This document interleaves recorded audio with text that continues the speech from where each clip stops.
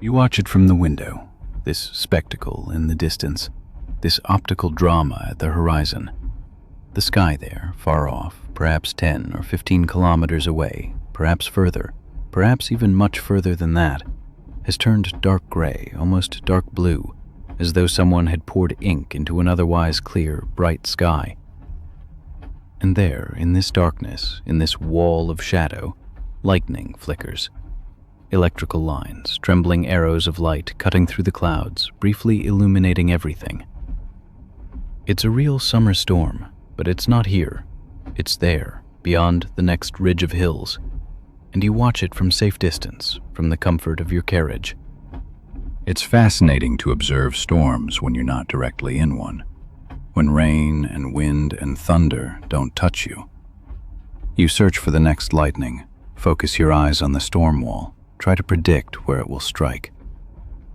Sometimes the bolts are close together, several in succession, a rapid series of light explosions, as though the storm is just activating, as though tension is building and building. Sometimes they're further apart, with longer pauses between, 5 or 10 seconds, as though the storm is catching its breath, gathering strength for the next assault. The lightning is sometimes blindingly bright, almost white, sometimes subtle, golden sometimes orange, sometimes bluish, depending on which parts of the atmosphere it pierces. The distance is also strange, also interesting. You see the lightning clearly and distinctly, but you hear no thunder, or at least no clear thunder, no immediate sound. The distance is too great. The sound hasn't had time to reach you. Sound needs time, needs seconds to travel that distance. Lightning is visibly instant, almost instantaneous, but thunder is slow, takes time. This storm is silent, a quiet, voiceless light show. That somehow makes it more interesting, more worth watching, more mysterious. It's like a silent film, an optical experience without the acoustic component, just images, just light and darkness. You try to understand the storm's rhythm, its internal logic. There's a pattern, a tempo, a structure.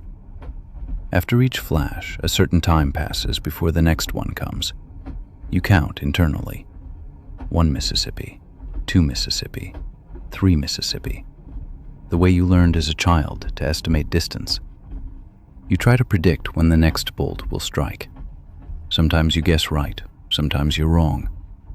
It's a game between chance and pattern, between chaos and order, between nature and mathematics. The train rolls on, quiet, constant, inexorable. The region around you is quiet, even sunny, warm. There's no rain here, no storm winds. There are no signs of a storm. It's as though you exist in two different worlds simultaneously, in two parallel realities. There ahead is storm and chaos, natural forces discharging, demonstrating their power. But here is quiet, safety, peace, a kind of rural idyll. The train doesn't stop. It keeps moving, with every minute, every kilometer, and with each one the storm grows a bit more distant, a bit more remote, a bit less immediate. The cloud formation is impressive, truly impressive. The structure of the thunderstorm clouds is vertical, reaching far upward, a tower of cloud, a monument of water vapor and ice. They must be cumulonimbus clouds, true thunderstorm clouds, the kings of all clouds. The top of the clouds is probably very high, perhaps 10 to 15 kilometers up, so high that aeroplanes up there would have no trouble, where the air is thin and cold. The base of the clouds is dark, threatening looking, grayish-brown almost, as though something heavy, monstrous, something elemental is brewing there, building up, waiting. You imagine what it must be like inside those clouds, how chaotic it must be. Water droplets, ice crystals, perhaps hail, updrafts from below, downdrafts from above, turbulence, absolute chaos of movement and energy. The lightning is the visible result of these inner struggles, this inner friction, this electrical tension building up. Water and ice rubbing together, building electrical charges, building tension, until the tension grows so great it must discharge, explosively, dramatically, inevitably. The storm reminds you of earlier moments in your life, other summers, other people. There's one particular summer storm you can still remember in detail, as though it happened only yesterday. It was on an afternoon, sometime in the 90s, on a weekday, and you were with a certain woman, someone who meant a great deal to you then.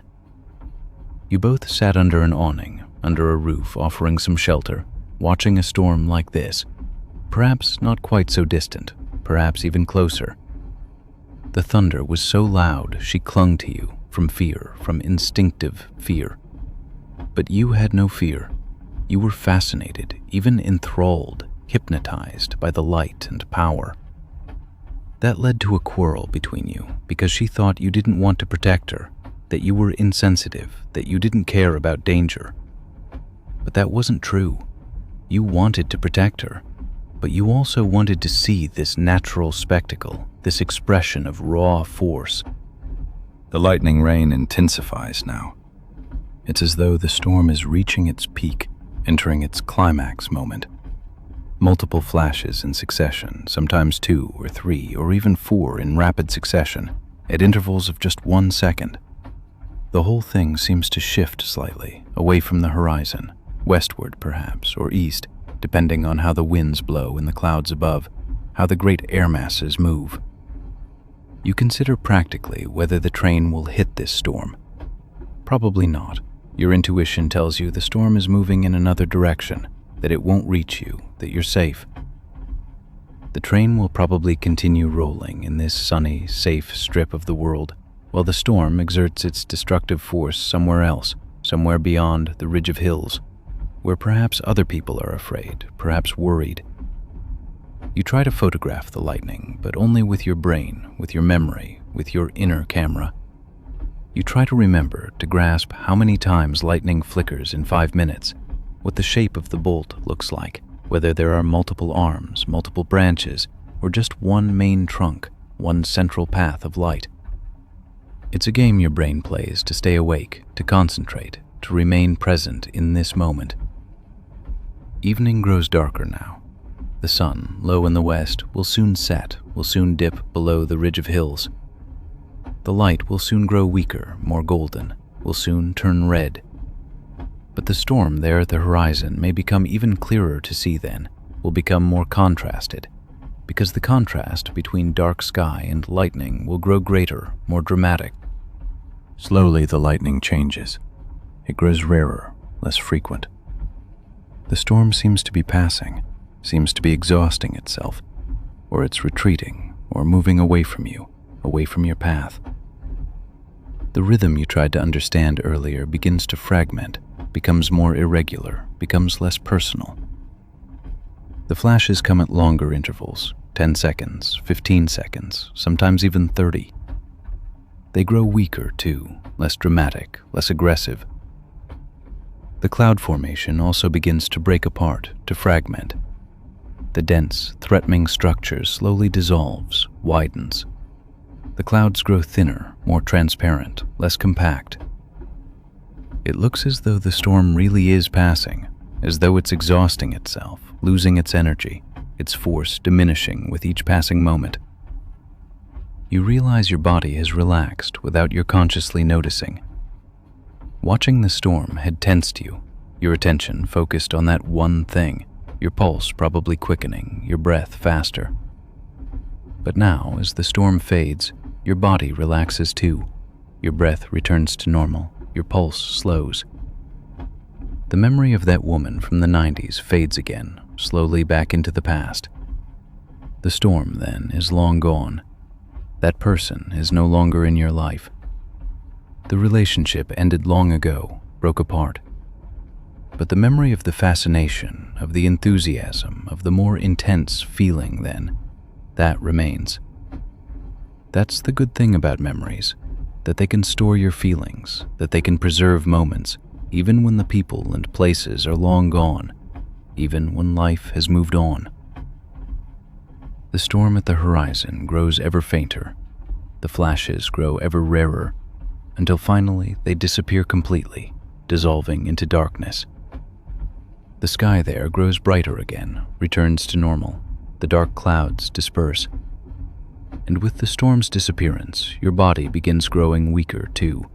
Your eyelids grow heavy, your head grows heavy, and you begin drifting away from this observation, away from the storm, away from the past, into a sleep as still and peaceful as this train rolling on through the quiet summer night, carrying you, calming you, giving you home. The route from Goslar to Wernigerode isn't long, but on an autumn evening it seemed particularly mysterious. I was sitting by the window, watching the dark forests rise thick and impenetrable on the horizon. Then an older woman came into my compartment, and at once an intense, warming scent filled the space. It was the smell of resin, of fir oil, of something ancient and precious that you don't smell often. Her name was Ilse, and she was a resin gatherer, a craftswoman of the old kettle method. Ilse carried several small dark brown bottles and an old notebook full of notes and scribbles. She told me she still works by the old method, the kettle method, the way her grandmother did it. It's almost completely forgotten now, she said. Most people today only know the modern process, industrial manufacturing in big factories. But the old method, that has soul, that has the power of tradition, the power of hands passed down through generations. She described the kettle method to me precisely, how you gather resin, how you process it. You have to go into the forest, to the old spruces and firs, and you have to find the cracks in the trunk where the resin flows out. The resin is the tree's protection, its immune system, its healing power against wounds. When you gather it, you must do it with respect, mustn't hurt the tree, can only take what it gives you, can only harvest, not plunder. She showed me the resin, small crystalline chunks, clear as glass, or golden, or dark brown, depending on age and type. Every color tells something about the time the tree needed to secrete the resin. The young, fresh resin is clear and light, almost transparent. The older is darker, more complex, full of aromas and history. Ilse held each piece in her hand as if it were a precious jewel, and she smelled it with eyes closed as though listening to a prayer. She told me about the kettle method, how you gather the resin chunks, how you put them in a kettle, how you heat them slowly. The fire must be very gentle, can't be too hot, or the resin burns and loses its power. You have to know the fire like a friend, have to speak to it, have to understand what it's telling you. That's craft at the highest level, craft that isn't taught in schools, but only hand to hand, from grandmother to granddaughter. She described the different kinds of resin she gathered. There was spruce resin, spicy and strong, good for making medicine. There was pine resin, sweeter, gentler, good for incense. There was larch resin, golden and rare, a precious treasure she found only twice a year. Each resin has its own story, its own power. You can burn resin for incense, you can use it as medicine, you can make salve from it, you can even eat it. It's nature's universal material. Ilse spoke about her daily life in the Harz Mountains, that ancient forest. She'd rise before sunrise and go out into the forest. She'd visit the old trees she'd known for years, where resin regularly flows. She'd gather the resin carefully, gently, with respect. She'd spend hours under the trees just to make sure she was working properly, that she wasn't hurting any tree. She knows every trunk, every stone, every place. She also told me about her uses for the resin, not just in the kettle method. She also makes resin oils by mixing resin with other natural oils. She makes resin teas by putting small amounts of resin in hot water. She even makes resin sweets for sick children. The old knowledge of the herb women, she said, isn't lost, just hidden. She told me about the quiet autumn days in the Harz, when the air is so clear you can see the villages below. The low sun shines through the dense conifer trees, and everywhere it smells of resin and damp moss. That's the best time for gathering, she said, when the tree is active, when the resin flows. Nature invites you to collaborate with her when you know how to ask. She also described how the resin heals her. She had rheumatism in her hands, she said, but when she works the resin, warming and kneading it with her hands, the pain disappears. The resin gives back what I give it, she said. It's a kind of energy, a kind of healing. Perhaps that's just placebo, she said, laughing. But I don't care if it works. I asked her whether it was difficult keeping this old craft alive when nobody asks for it anymore. She nodded slowly. Yes, she said, it's difficult. Young people don't want to learn how to gather resin anymore, how to use the kettle method. They're satisfied with cheap industrial products. But there are still a few people who understand that the old methods are something special, that they mustn't be lost. She told me about a time before industry took everything over, when resin gathering was an honorable profession.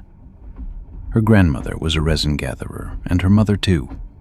She wanted the tradition to live on, but her children weren't interested. That hurt her heart, she said, like watching something beautiful die. But she carries on, for herself, and for the rare people who understand that craft has value. She showed me her notebook full of handwritten notes. She documented every tree she gathered resin from. She knew their locations, their productivity, their special qualities. She'd also made notes about processing, how long you have to heat the resin, at what temperature, what aromas develop. It's knowledge that can only be gained through experience, that isn't in any book. She described the colors and tastes of different resins, how they change depending on what time of year you gather them. Spring resin is lighter, spicier. Summer resin is more complex, with depth. Autumn resin is darker, more profound, with a spicy, peppery aroma. Winter resin, if you can gather it at all, is rarest of all, almost black, intense as coal and fire. She spoke about her plans for the future, how she wants someone to continue her work. She'd tried to interest her daughters, but they prefer to live in the city. But there's a boy in the village, she said, a great-grandson of a friend who shows interest. She wants to teach him everything, all her secrets, all her techniques. That's how the old art stays alive, from generation to generation, like a burning fire passed on. And when we arrived at Vanigahorda, Ilse gave me one of her resin pieces, a tiny bit from the kettle method. She wrapped it carefully and said, "Smell it when you're ready to sleep. Let the scent flow into your heart. The tree gives you its strength, its patience, its wisdom. The forest wants to help you rest." And you, dear listener, can now close your eyes and imagine sitting under old spruces, the resin scent hovering around you, the heat of the fire warming you, and the forest's strength gently carrying you into sleep. And as the train traveled on through the night, ta-dum, ta-dum, I noticed how my thoughts grew slower, how the images in my head grew softer, how the edges blurred. The voices I'd heard became a gentle hum, a humming like distant bees, or like an old song you heard as a child and can't quite remember. The warm air in the compartment wrapped itself round me like a blanket, and I felt how my shoulders slowly sank down, how the day's tension fell away from me, piece by piece, like leaves falling from a tree, without hurry, without sorrow. The train went through a tunnel, and for a moment, it was completely dark outside. Just the sound, just the echo of the wheels on the tunnel walls. Ta-dum, ta-dum. And then we were outside again, and the night took us back like a mother taking her child back into her arms after a short outing. I thought how beautiful that is. Tunnels and night, and then tunnels again and night again, on and on and on and on. And after a while, you don't notice anymore what's outside and what's inside, because everything flows together, because everything becomes one, because sleep is so near, you can almost smell it. I met the painter on the line from Lübeck to Travemünde on one of those first April days when the sea light is still sharp and bright and the Lübeck Bay comes back to life with color. She sat beside me with blue and green paint residue in her hair and under her fingernails, staring out the window with the intense attention of someone who truly sees the world. "I paint at low tide," she said suddenly, without my asking. Most people don't understand that. They say, why don't you paint in the studio with consistent light, a warm cup of coffee beside you? But the harbor light in Travemünde is never the same. The sun stands differently, the water reflects differently, the colors change every minute. In April, when spring comes, the light is especially sharp and wonderful and painful. She told of her routine with the care of someone describing a sacred practice. In the morning, when the sun rises over the Lübeck Bay, she goes with her easel to the harbor mouth. She has a particular spot, a flat stone where she can stand well, where the art hall and churches are visible. She comes there and waits for the right light, and then paints what she sees. Not what she thinks, not what she'd imagined, but what's truly there in that exact moment. "That's harder than it sounds," she said. "The hand wants to be faster than the eye. The hand wants to mix colors from memory, not from what's right in front of you. But I've learned to wait. I wait until the hand trusts the eye. And then, something magical happens." She spoke of colors in a way that made me dream. "The sea isn't blue," she said. "The sea is green, gray, white, violet, sometimes golden when the sun sets behind the sandbanks. The colors dance together like musical notes you can't see but can feel. In spring, when the algae start growing again, the water grows greener but also darker. The terns start coming from the south, and the white of their wings against the water's green is like a poem you can't speak." She showed me one of her worn sketchbooks with 100, perhaps 200 small pictures of the harbor mouth. Each picture was different light, a different time of day, a different season. In December, the light was gray and sad with little color. In March, it grew warmer and the sun stayed longer. In April, it was bright and full of hope. She'd captured the seasons like an insect collector gathers butterflies. "How long have you been doing this?" I asked. She thought for a long time, as though looking back into the past. 24 years, she said finally. Since I was a young woman with big dreams and a new easel. I moved to Travemünde to paint there, to chase the light. Everyone said I was mad. A painter in a harbor town? Where will you sell your paintings? How will you live? But that wasn't the point. The point was, she said, that I wanted to understand how color really works, how light changes color from minute to minute, how time changes color, how aging changes the quality of color, how emotion changes color, when you paint with joy or with sadness. And the harbor of Travemünde was my perfect classroom. Always the same place, but always different, always new. That was absolutely perfect. She spoke of the ships leaving the harbor into the deep bay. The large cargo ships with their heavy, rusty hulls, the small fishing boats, the white sailing boats in summer. Each ship fundamentally changes the light. Each ship casts a different shadow. She didn't paint the ships themselves. She painted the light the ships changed, the drama of light and shadow. In spring, when the birds returned from their long journeys, the time was especially intense for her. The gulls scream over the water. The terns begin nesting on the sandbanks. The air smells of salt and tar and new life and hope. I paint faster in spring, she said. The light is faster, the colors more alive and urgent. Everything changes very quickly. You have to paint quickly or you miss it. She showed me carefully a large canvas from her rucksack, a kind of portable treasure she carries everywhere. This is a picture of the harbor mouth at sunrise, she said in a voice full of love. I've worked on it for 2 years, poured all these years into it.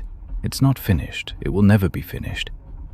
Every day I see new colors I'd missed, new tones hidden in the light. The canvas showed the harbor mouth in brilliant colors, red and gold and green and blue and violet, all mixed and layered. It wasn't realistic, and yet it was the most honest picture of Travemünde I'd ever seen. "That's it," I said to her. "That's what you really see. That's the truth of light and color." She nodded slowly, but said nothing. Sometimes silence is the best answer when deeply moved. That's the beauty, and at the same time, the difficulty of painting, she said. You're never really finished. You can't capture all the colors. You can't capture time. You can't fix the movement of light in a still picture. But you can try. And in trying, you grow more humble. You see more clearly. You become more present in this world. That's the secret of life, you know. Being present. She told of a special morning 2 months ago, when the sun rose over the flats and it looked as though the whole world was burning. The light was golden and red and orange all at once, like fire. She could barely work fast enough. Her hands trembled from the intensity. In the end, she'd painted a canvas that looked like an explosion, all those colors layering and dancing. "That's the truth about nature," she said. "Nature isn't gentle and quiet the way we think. Nature is wild and explosive and full of color. Spring is especially wild. Plants explode from the earth, birds scream, the sun shouts. Everything wants to live. And seeing that, really seeing it, that's a kind of gift." She told me of a time when she wanted to give up painting. She was tired, lonely, poor. She had hardly any money for paints. But then one day spring came, and the light was so beautiful she wept. And in that moment, she knew she could never give up. "The light is your teacher," she said to me. "When the light speaks, you have to listen." The train slowed, and we saw the first masts of sailing boats in the distance. She bent toward the window and smiled a deep smile. "That's my harbor," she said softly, almost like a prayer. "Not Travemünde yet, but soon. I can already see the colors from here. The light is especially beautiful today, the gold and green mixing in such a wonderful way. I'll run straight out with my easel when I arrive, before the light changes too much." And the train rolls on, wheels rattling in the rhythm of harbor work. And through the window I still see colors, gold and green and gray and soft blue. And the light grows gentler with each passing minute, and the terns call in the distance their spring songs. And I close my eyes and see the colors from within, all these beautiful colors, and everything grows warm and quiet and peaceful.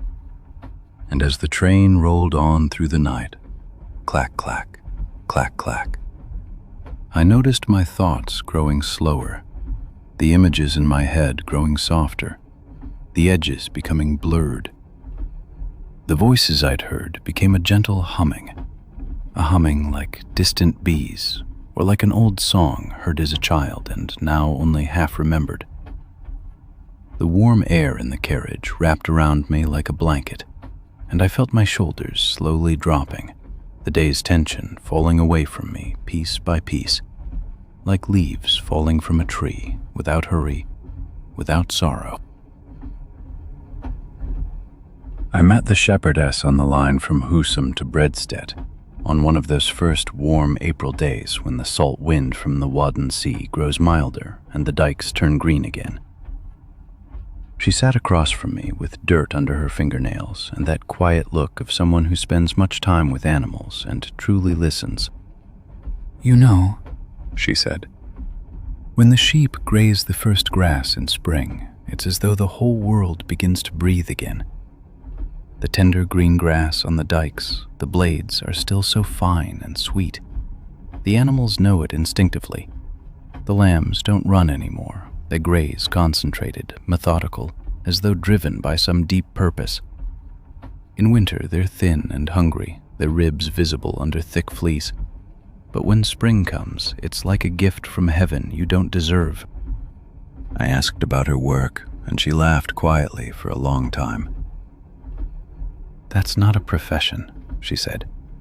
That's a rhythm. The rhythm of seasons and tides. The tide determines everything on the salt marshes of North Frisia. In spring, when the sun stays longer in the sky and no longer dips below the horizon, you have to get up much earlier. The dikes turn green, the terns come back from their long journey to Africa, and suddenly you have 100, 200 mouths to feed, all wanting this tender new grass. But it's easy, you know. The sheep know what they need better than any human ever could. She told of the gulls screaming over the meadows in that refined North Frisian accent, of how the light dances on the water in the ditches when the sun rises over the Wadden Sea. There's a silence out there on the salt marshes of North Frisia, she said, that's not really silence at all. It's completely full of sounds if you listen, if you're truly present. The grass under the sheep's hooves sounds like a whisper, the animals breathing in the milder spring light, the wind that sweeps through the dikes spraying salt water everywhere, the cries of the gulls over the flats.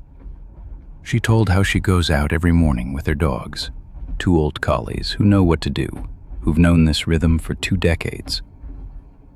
The dogs know the sheep better than I do, she said with a smile. They can tell if a lamb is sick just by the way it stands or breathes. In spring, the lambs are wild and crazy, jumping and dancing, and the dogs have to watch that none runs into the ditches, into the cold water that still comes from winter.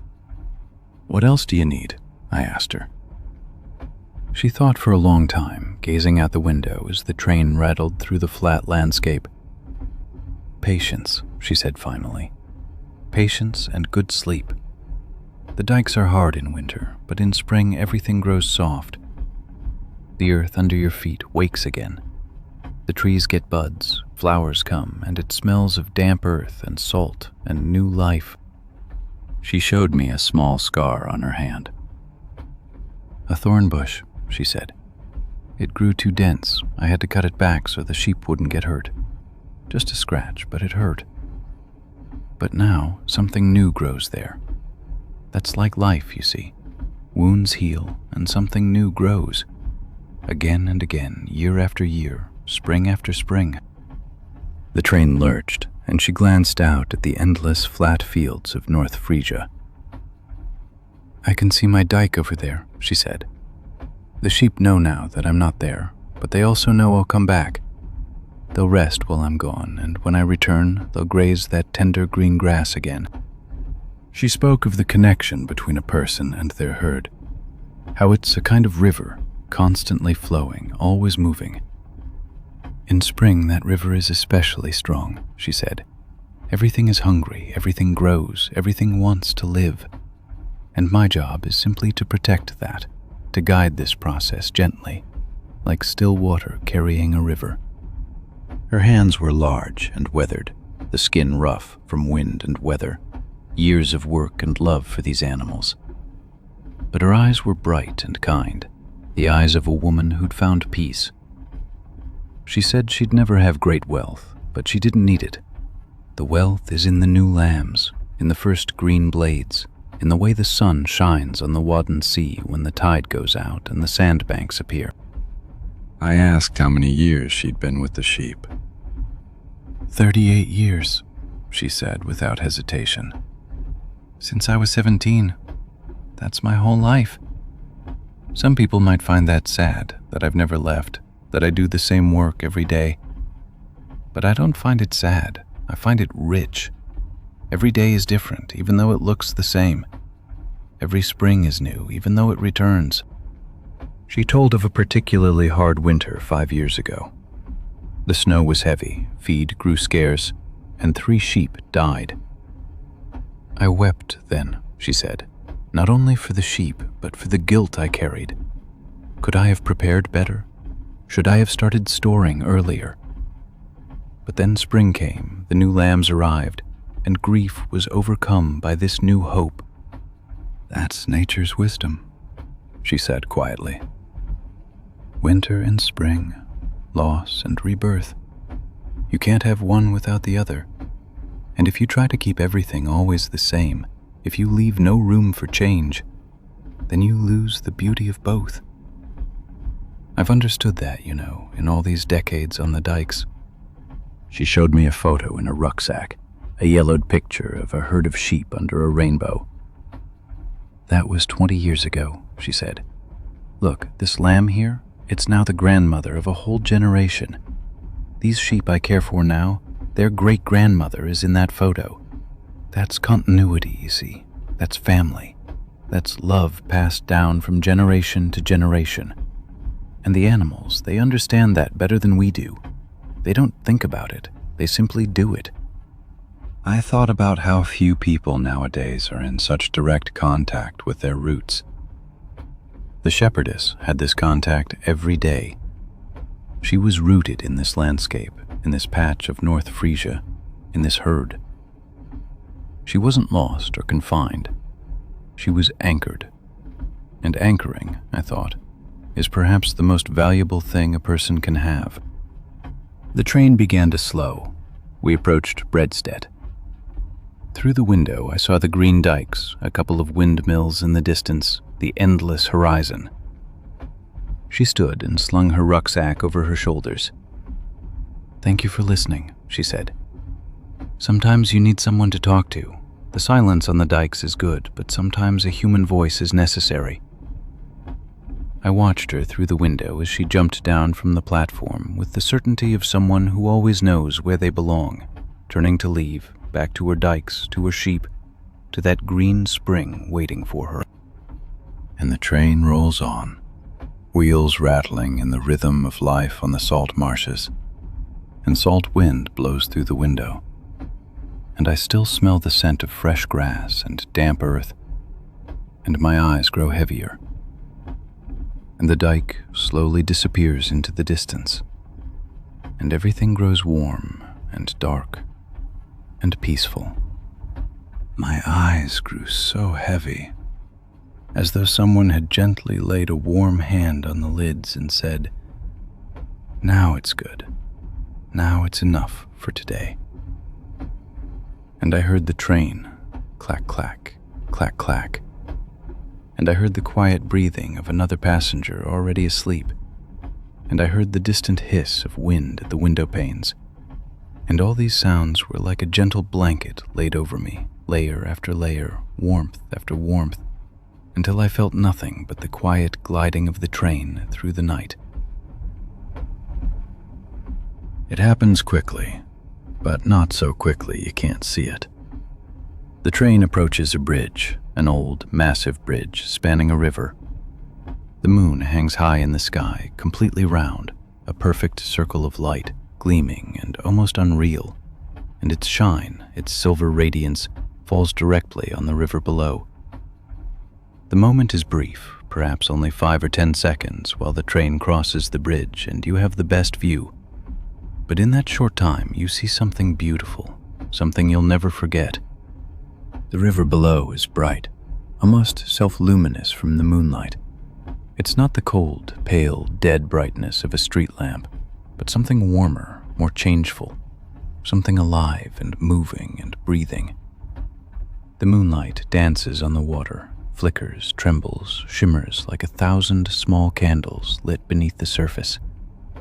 The waves and ripples and small movements catch the light and throw it in all directions at once. It's as if 1,000 small mirrors were placed on the water's surface, each one an angle, each one reflecting the moonlight in a different direction. You try to capture this image, store it, preserve it as you see it. You know it will be gone in a second, that the train will pass over the bridge and the image will vanish, that the bridge will end and you'll never have this exact angle again. You press your face against the glass, trying to get a better look, trying to come closer. The river seems endless, stretching infinitely in both directions, a silver band flowing through the dark landscape, a band of light and movement. The water beneath the bridge moves, constantly, without stopping. It's not static, not motionless, not still. It flows, it streams, it has movement, it has life, it has inner logic. And this movement constantly creates new light patterns, new flimmering effects, new variations in the silver gleam. A wave here, a wave there, a wave from the left, a wave from the right. Each wave catches the moonlight at a different angle. The shimmer isn't static. It pulses, it breathes, it lives. You imagine how this river looks by day, when the sun shines. Probably brown or gray, probably less impressive, less magical. The water is probably not particularly clear, not particularly pure. It's probably rather murky, rather dark, the water of a normal river. But in moonlight, in this full moonlight, in this pure, clear, silver light, it looks completely different. It looks magical. It looks like something from a dream. It looks like something from a story, something that can't really exist, something from fairy tales, something existing only in romantic poetry. The train's speed means you don't have much time to examine the image, to investigate it, to take it in all its details. The bridge will soon be passed. In 1 second, 2 seconds, 3 seconds at most, the river will disappear behind you, will vanish from your field of vision, will become inaccessible. The image will disappear. It will be only a memory that will soon fade, soon vanish, unless you actively try to preserve it, hold it. You try to remember every detail, store it, prioritize it. The exact quality of the shimmer, how quickly it flickers, how fine the patterns are. The way the waves move, their size, their direction, the color of the moonlight, whether it's truly silver or more white-gray. The contrast between the bright river and the dark landscape around it. It's difficult to capture quick images, remember quick scenes, understand quick movements. Your brain isn't really built to grasp images visible for only a second, but you try anyway, with all your strength, with all your attention. The river beneath the bridge is wide, seems wide, appears wide. It's not a small stream, not a small, insignificant watercourse, not a minor crossing. It's a real river, with force, with volume, with weight, with history. This river has probably flowed for 100 years, winding between the same banks. It will probably flow for another 100 years after you and this train and all your contemporaries are long gone, turned to dust. The moonlight seems to change now as you watch, as you observe intently. That's impossible, of course. Moonlight doesn't change noticeably in seconds, but it seems to change, probably because the angle changes, because the train's position changes, because the perspective shifts. The brightness seems to increase and decrease, to pulse, to breathe. The shimmer grows faster and slower, more intense and more subtle. The light patterns become clearer and less distinct. It's as though the moonlight itself dances, itself sings, itself communicates with you. You wonder how many people have seen this river in moonlight, this exact river, this exact moon, this exact moment. Probably hundreds, probably thousands if you count all the train passengers over the years, everyone who's crossed this bridge, in trains, in cars, on foot. But probably each of them felt the same feeling of fleetingness, of transience, of wonder, of grandeur.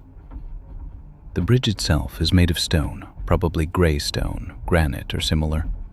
Old, probably, perhaps 100 years old or more, perhaps older still. It was built to span this river, to bring people and trains across, to connect two banks.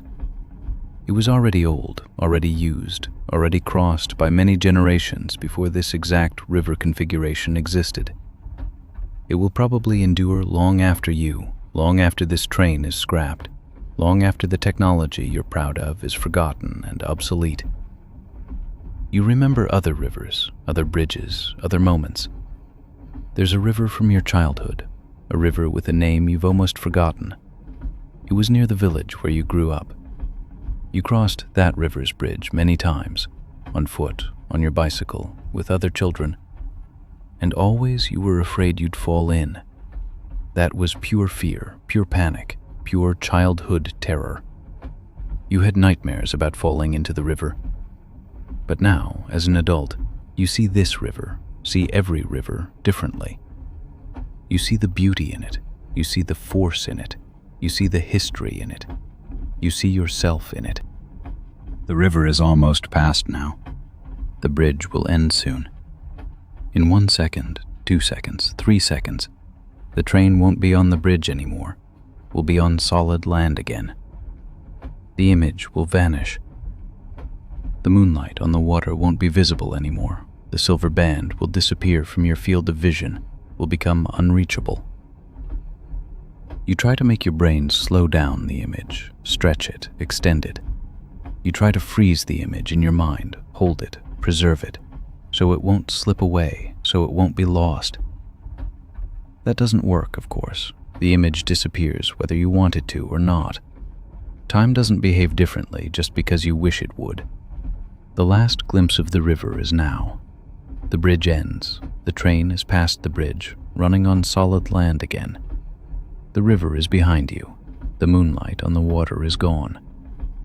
The image exists now only in your memory, in your recollection, in your inner image gallery, in the temple of your brain where all your precious moments are stored. But the image hasn't faded, not entirely. It's still alive, still bright, still there.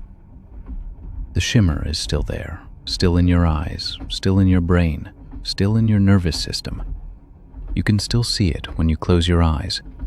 The moonlight on the water, the shimmer, the glitter, the movement. It's truly there, still, even though the river is long behind you, even though the bridge is long past. The night continues. The train rolls on. Time passes. But the image stays with you, remains in your memory, remains with you. It will never completely disappear, this image, this wonderful, mystical, silver picture of the moon and the river. It will settle in your brain, lodge itself in your deepest memories, will become part of you. You think of other people, other passengers on other trains, other people on other bridges who've seen this same river in moonlight, or similar rivers, similar moments. Are they also hypnotized by this image? Are they also trying to hold it, preserve it? Or do they simply see it and move on without much fuss, without honoring it? Moonlight still pours through your carriage window. It's not as bright as on the river, but it's there. It casts thin shadows in your car. It draws thin lines on the floor, on the table, on your hands. It's beautiful, even this subtler version of moonlight, even this dimmed version of the gleam. Your body grows heavy. Watching the river has exhausted your energy, spent your attention. Concentrating on that quick, fleeting image has used up your focus, exhausted your consciousness. Your eyelids grow heavy, grow tired, grow pressing. The moonlight grows softer, grows dimmer, grows more diffuse. The lands beyond the train window grow darker, grow less distinct, become silhouettes. The image of the river, the image of moonlight on water, withdraws, moves away, sinks deeper, back into the past, into your subconscious, into the layers of your memory. And as this image retreats, as the moonlight grows more diffuse, as the world beyond the window begins to disappear, you drift away, drift off, drift deeper into a sleep in which moons and rivers and bridges all flow together into one beautiful, silver, indistinct dream. A dream as real and true as life itself. The smell comes unexpected, without announcement, without warning.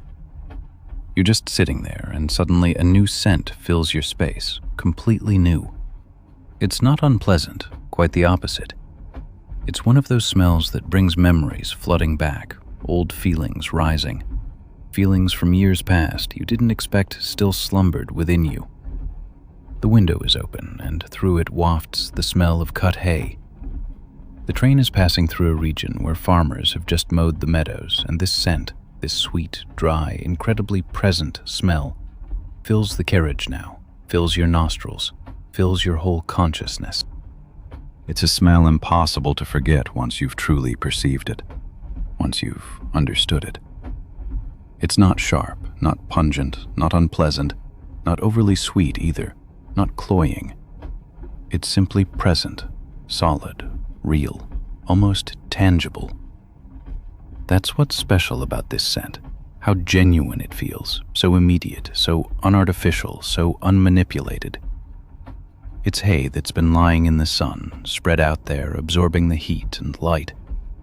It's grass itself, drying, slowly losing its moisture, and in the process, releasing its particular, characteristic smell. A smell no living, green, damp grass has. You lean out the window just a bit to experience the smell more intensely, to smell it not just with your nose, but to truly take it in, absorb it. Yes, there really are hay meadows out there, large expanses of yellowish, dry hay raked into geometric rows, some shaped into bales, round or rectangular forms, some still spread in their full, disordered splendor. The sun beats down on the hay, intense, merciless, and you can imagine how warm it must be there, how this smell mixes with the heat, becomes something quite special, a combined experience of smell and warmth. The smell isn't constant and rigid. It comes and goes, depending on the wind direction, the train's speed, your own position at the window. Sometimes it's intense, nearly overwhelming, almost intrusive, and you wonder how this smell could ever fade, it seems so present. Sometimes it grows thinner, subtler, almost lost in the general mix of summer smells, blended with earth, grass, dust. But then a gust of wind comes, a sudden change of direction, and the hay smell is back, more intense than before, as though every meadow simultaneously sent its fragrant waves directly into your carriage.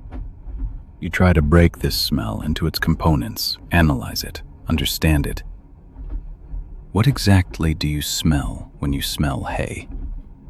There's of course the smell of dried grass itself, that sweetish, grassy tone, immediate and clear. But there are other notes too, subtler layers. There's the smell of earth, of moisture still stored in the hay despite its dryness. There's the smell of sun warmth and dryness itself. You can somehow smell it, this dryness, this heat absorption. There's even something floral, something of wildflowers that grew in these meadows and now are mixed with the grass, shredded, trampled. Clover flowers, perhaps, or valerian, or something else wild growing from a northern European summer meadow. This smell inevitably immerses you in a particular time of your life, an era you'd almost forgotten. You were small, perhaps 8 years old, maybe 9, and you spent a summer in the country with a cousin who lived on a larger farm, somewhere near Bavaria or Austria. The details have blurred. It was August, high summer, and the farmer was bringing in the hay harvest, a traditional, exhausting labor. The smell was stronger then, more direct, unfiltered, because you were closer, right in the middle of it. You remember running barefoot through the just-mowed field, feeling the short stubble prickling and scratching under your feet, but somehow pleasant too, somehow right. The smell was everywhere, in every direction, and you felt it was changing something inside you, moving something within, teaching you to understand the world. That farmer cousin back then, he showed you how the hay was brought into the barn, how it was stacked there, layer upon layer, to be fed to animals through the dark winter months. He explained how important good hay is for animals, for horses and cows, how it's their food, their life's foundation in the dark months. It was your first real understanding that agriculture isn't simply technical, isn't just machines and mechanics, but also a rhythm, an interplay with nature, a dance with the seasons.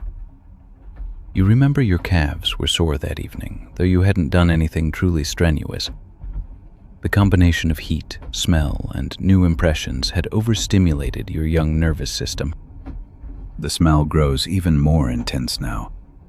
The train is passing a particularly large hay meadow, an expansive field that seems endless. It appears the whole field has just been mowed, perhaps today, perhaps yesterday. The hay lies in long, parallel rows, geometrically arranged, and the smell is so strong you don't just smell it with your nose. You can almost taste it, on your tongue, on your lips, in your mouth. It's almost as though this smell could become a taste if you breathed more deeply. You wonder who lives here, who works here, which farming family tends these meadows, these large, spreading expanses. They must be hard-working people, those who make this harvest every year, who deal with this smell every year, with this heat, with this physical exertion. There's a whole cosmos of effort behind it all, of sweat drops, of muscle soreness that you associate with this smell. The smell isn't just pleasant, isn't just beautiful. It's also a symbol of hard work, of living alongside nature, of dependence on rain and sun and seasons.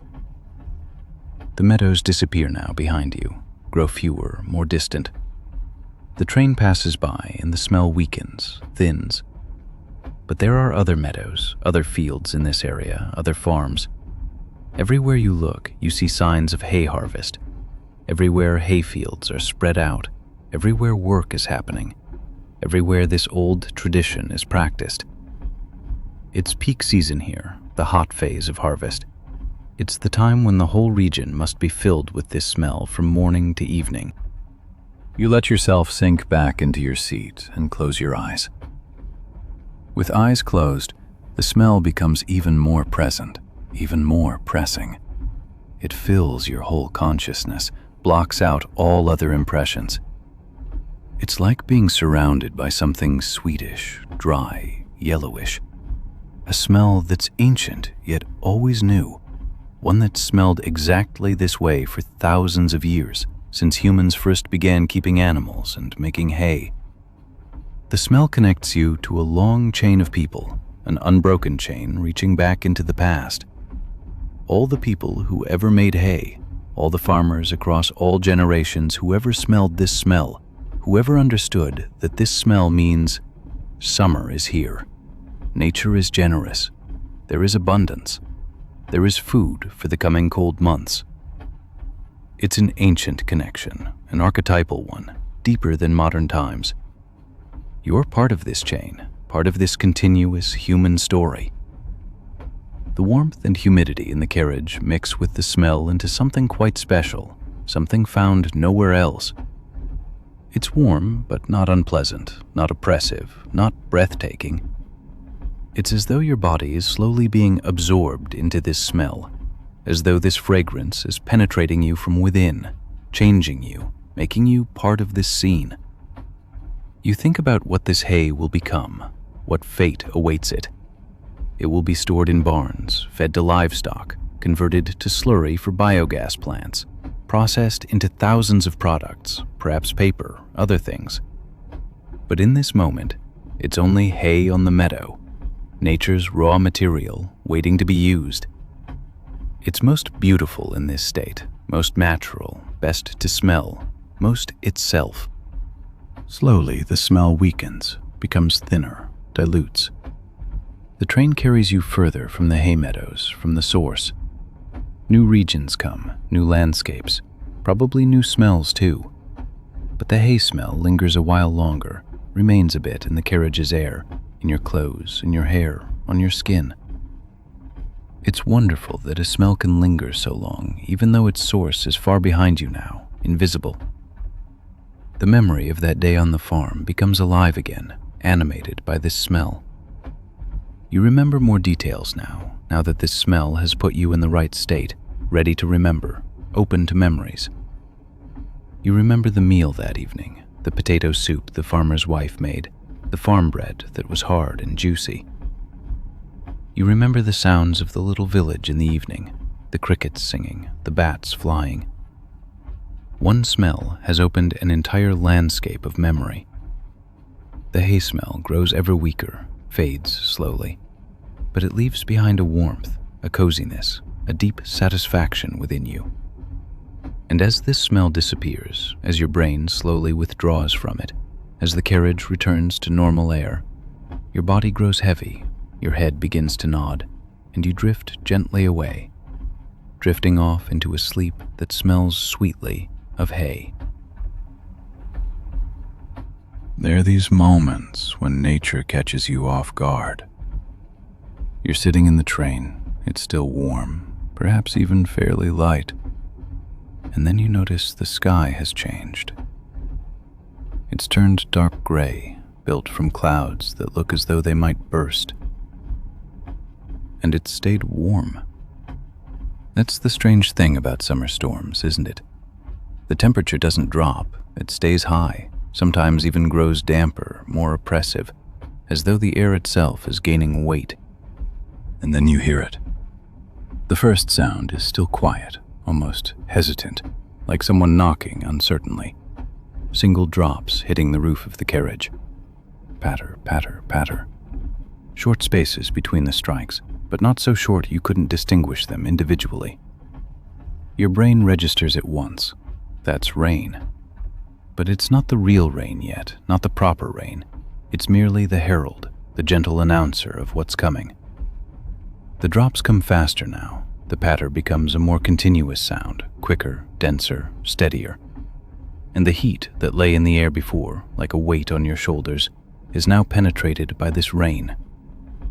The rain is not cold. That's the special thing here, truly surprising.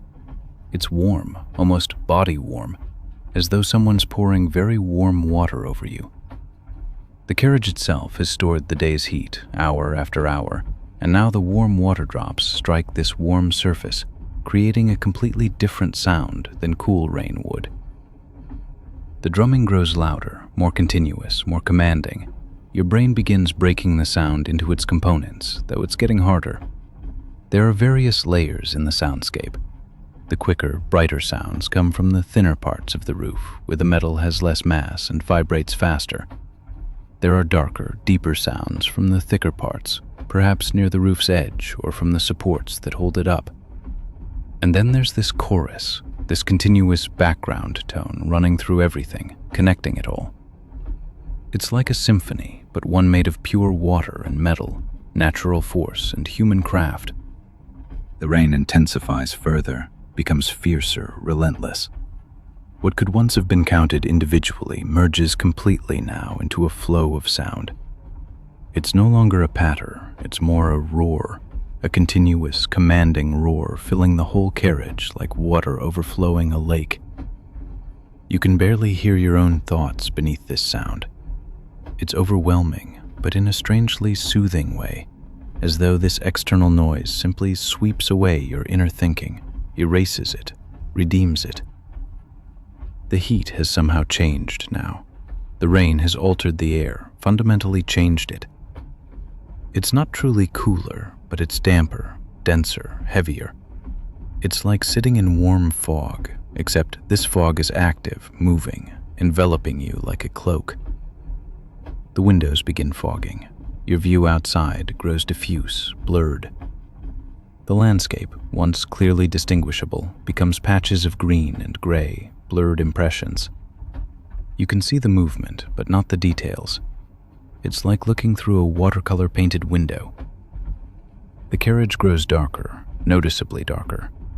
The sky is now so dark, so threateningly dark gray, that the few lights you've switched on, or that were already burning, become clearer, more intense. It's not complete darkness yet, but it's close. It's a strange, forced dusk, not the natural, gentle twilight of evening, but the abrupt, forced dimness of storm and thunder. The drumming of rain is now so loud that the outside world seems to dissolve completely into this sound, as though outer reality were dissolving into this one, overwhelming tone. There are no other sounds anymore, no voices of other passengers, no rattle of wheels, nothing. There's only the rain song. Rain has taken over everything, reduced the whole cosmos to this one sound, this one constant stream of movement and noise and water. You lean back in your seat and let yourself sink into this sound. Let it carry you like a wave. With eyes closed, it's even more intense, even more immediate. The drumming seems to come from everywhere, from above especially, but somehow also from all sides. The carriage is like a great, soft instrument the rain is playing, Every surface, every part of the roof, every wall becomes a resonance chamber. The rain plays variations. You notice the intensity isn't constant. There are moments when the drumming quickens, becomes wilder, as though wind is driving the rain. And then there are moments when it quiets a bit, when the drops fall almost leisurely, as though the rain is catching its breath. You remember other rains from your life. There's one particular rain from your past, one that impressed you greatly, a rain experience burned into your memory. It was also summer, also on a train, but many years ago. You were younger then, restless, and the rain then was fiercer, wilder, more aggressive. The people around you were nervous, tense, some were even afraid. But you were fascinated, hypnotized. You'd pressed your face to the window and tried to find some sense, some rhythm in this chaos of water and light. That rain had taught you that nature isn't always soothing. Sometimes it's wild, uncontrolled, even dangerous. And yet there's something thrilling about it. This rain here is different. It's intense, but it doesn't feel threatening. The train's speed hasn't changed. Everything proceeds normally, quietly, methodically. The rain is simply there, without rage, without intent. It's not raining on you personally, not for any personal reason. It's raining on the whole train, on the whole region, on everything at once. There's something just about that, something democratic. The rain doesn't care whether you're an important person or not. Rain is simply a natural occurrence, a phenomenon, without judgment, without intention. The drumming grows intense again, wilder. The rain must be at its strongest now, most violent. It's hard to imagine more water could fall from the sky, but it seems to be happening. The sound is so dominant now, so all-encompassing, that it truly has driven out everything else. There's only rain and your body here in the carriage, only these two entities. You notice your breathing has adjusted to the rain unconsciously. Your breath grows slower, deeper, synchronized with the waves of drumming and roaring. It's a kind of dance, subconscious, unintended, but actually happening. Your body responds to this rhythm, adapts, relaxes, lets go. Heat and moisture combine now into something that feels almost like a physical embrace. The carriage is like a warm, damp nest. Your skin feels damp, your hair sticks a little to your head. It's uncomfortable and yet strangely pleasant. The rain's intensity begins slowly, very gradually, to ease. It's subtle, barely noticeable, but it's happening. The drops become individually distinguishable again. The drumming grows less dense, less aggressive.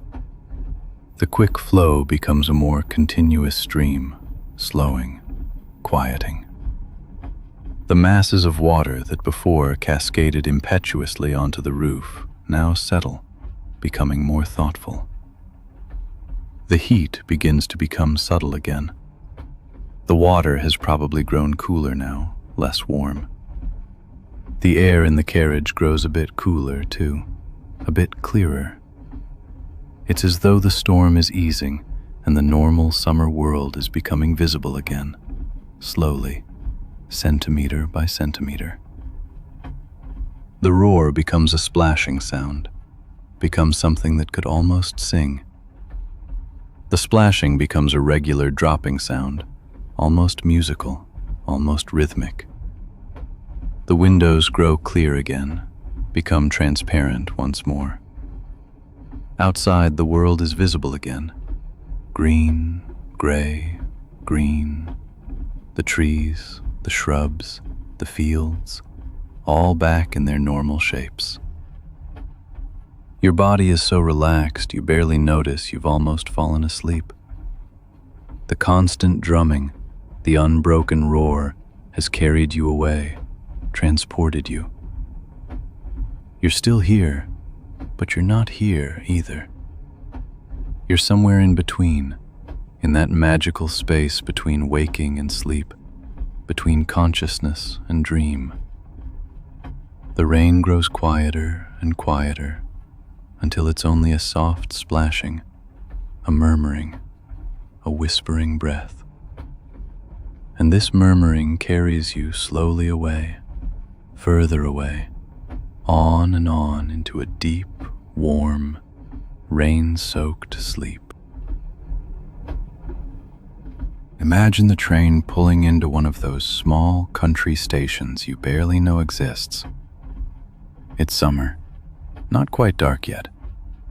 Rather that blue hour when the world is neither quite day nor yet night.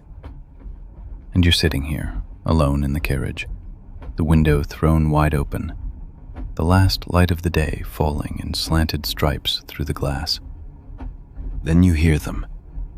At first, only softly, almost imperceptibly, the way you hear a melody from far off and only realize after several minutes it was there.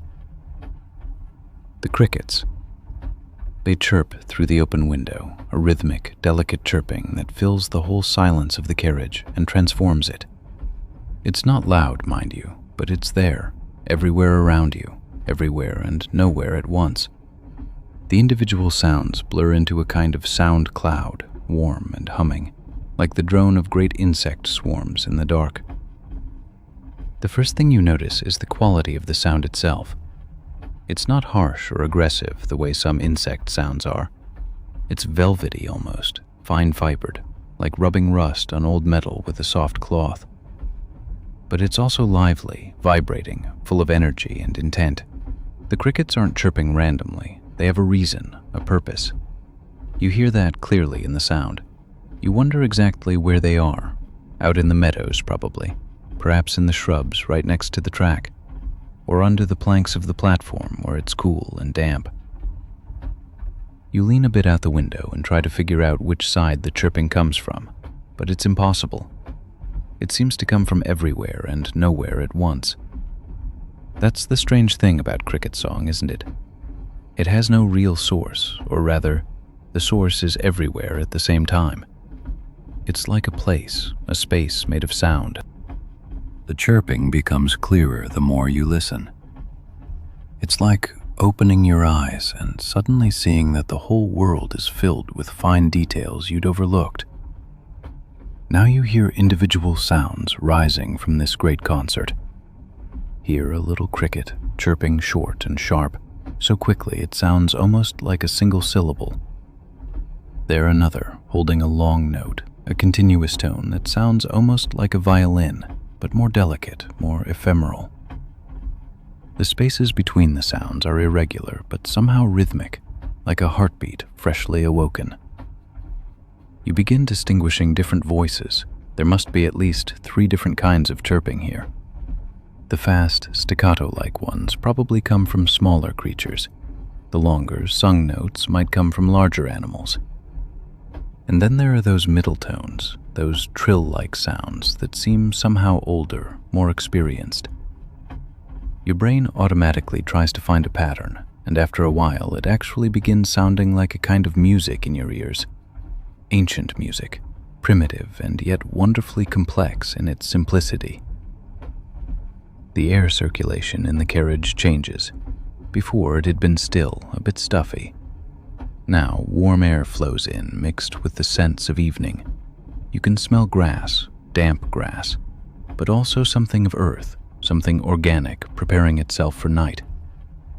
There are other notes too, subtle, something floral perhaps from wildflowers in the meadow, and beneath that something metallic, something from the station itself, the warm iron smell of the rails. You remember your childhood. You must have been 10 years old, and your grandfather took you into the garden behind his house. It was also a summer evening like this one, and he said to you, "Listen, those are the crickets singing for the night." And you thought then, how wonderful, all of nature singing a lullaby. There were fewer crickets there perhaps, or maybe you were simply younger and heard more loudly, but the impression was the same. Since then, you can't hear these sounds without remembering that moment, his quiet hand on your shoulder, how alive and yet completely calm he was in that instant. The chirping intensifies now, as though the crickets notice it's growing darker. The darker it gets, the livelier they become. It's as if they're excited, warmed by the day's last heat, and now, in this twilight, where the likelihood grows that females might hear them, they can unleash their full strength. The chirping grows louder, denser, multiple. Not just 2 or 3 different crickets, but dozens, perhaps hundreds. It's like a great breathing organism, this concert of evening crickets.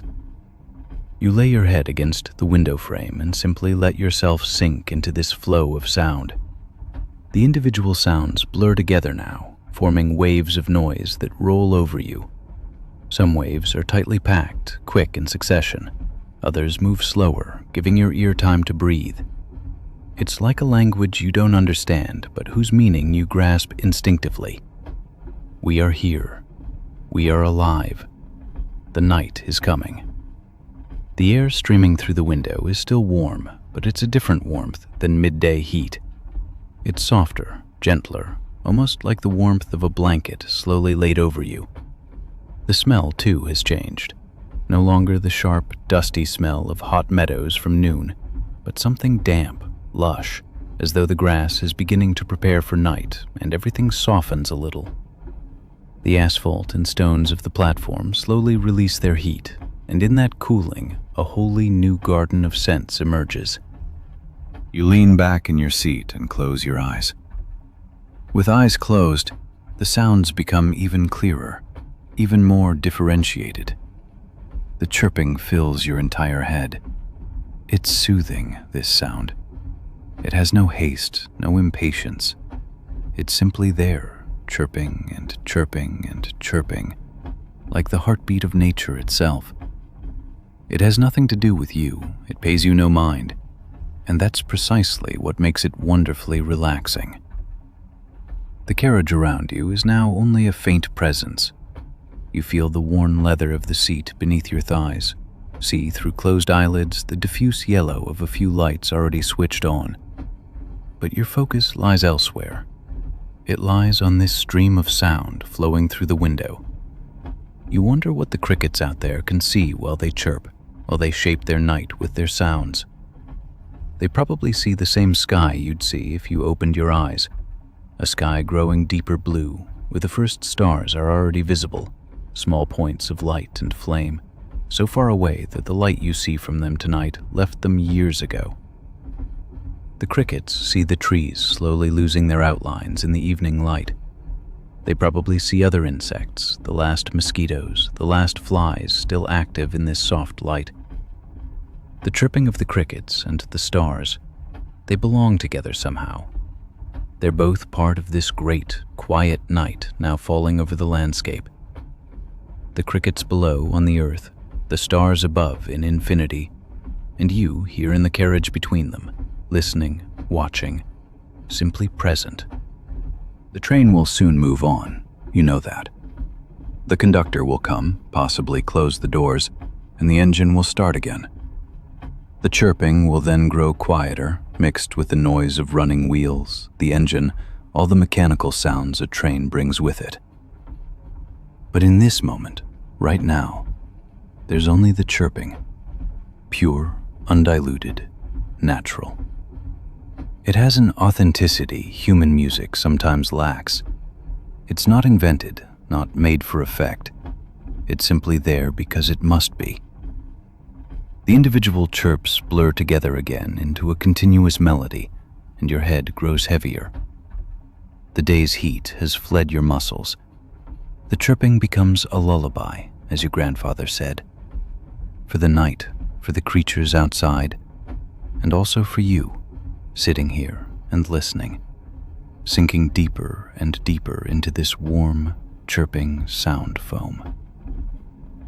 The chirping continues on and on, quiet, constant, like nature's own breathing, and your eyelids grow heavy, heavier, until they finally close and you drift into a sleep as light as these insect voices, as natural as this summer evening. The rain has stopped. Sometime in the night, I don't know when, it drummed quieter and quieter on the roof, until it was only a whisper, and then a breath, and then nothing. And now it's silent. As silent as it can only be when the rain stops and the world is still wet and gleams and waits and breathes. My compartment is warm. The heating still hums quietly and reliably, and the air smells of tea and sleep and the particular warmth that comes when a person has been in one place a long time. My blanket lies over my knees, my hands rest on my stomach, and the rattle of the wheels has grown so quiet it's part of my breathing. Ta-dum, ta-dum, in, out, in, out.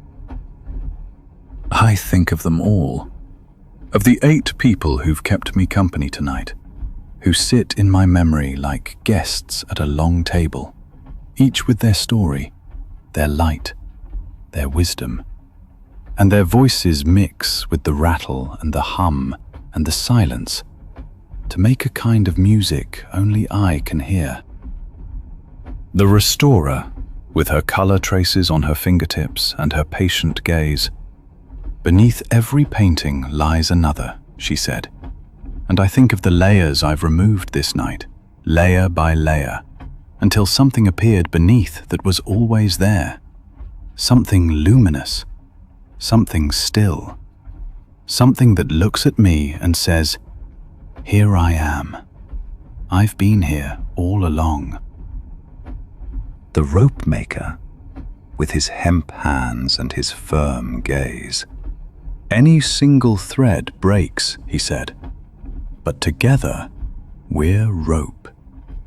And I feel the threads of this night weaving together, story by story, memory by memory, breath by breath, into something that holds, that carries, that brings me through the darkness. The bird watcher, with her binoculars and her alert ears. Whoever listens hears everything, she said.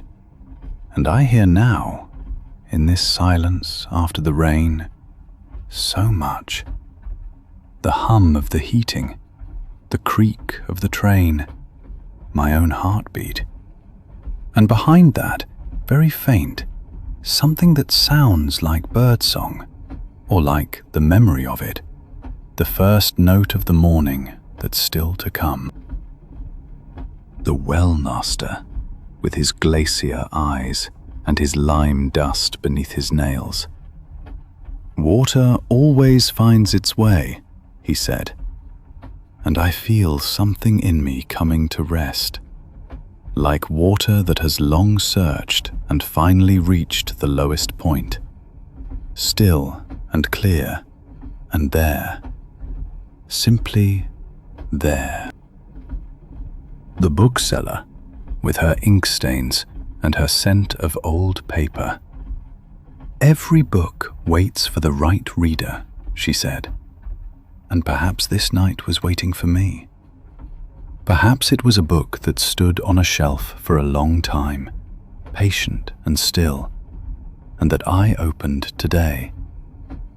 And now I'm on the last page, and don't want it to end, and must let it nonetheless.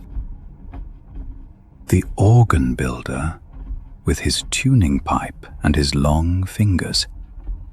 Every pipe has its voice, he said, and on this night all the voices sounded together, the high and the deep, the loud and the quiet, and together they made something I can't name, something that fills the space, something that gets under your skin, something that stays.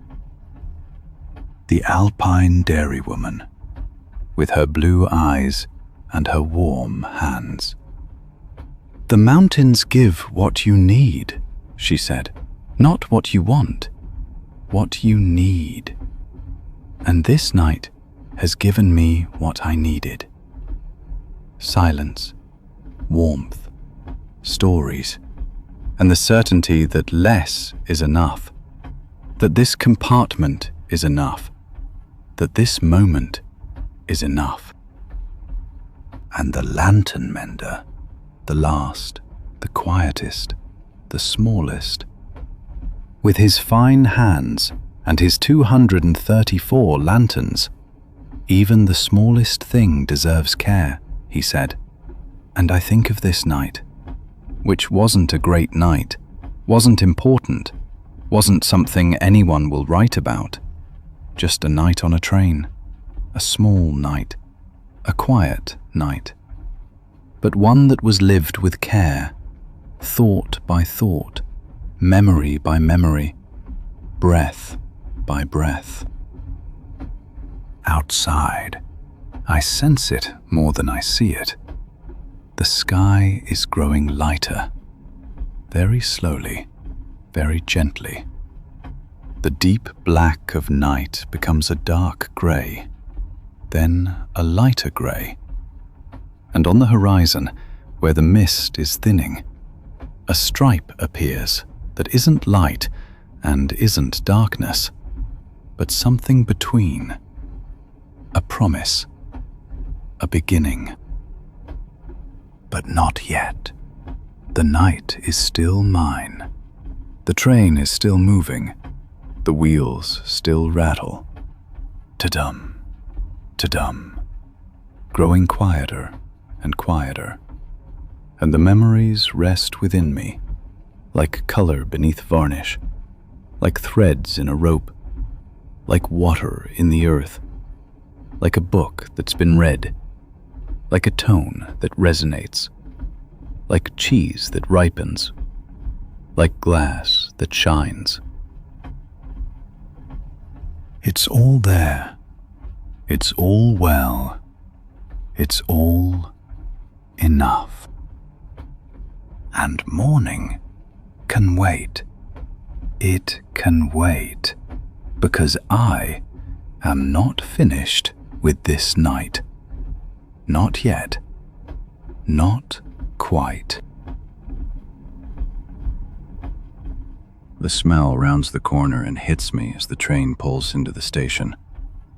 It's that characteristic, spicy, almost sharp scent of carnations. Not freshly picked from the field, not sweet like roses or magnolias, but sharp and complicated and nearly bitter on the tongue. Carnations. Someone in the compartment next to me, or perhaps right here, has carnations, fresh ones in a vase or a bouquet.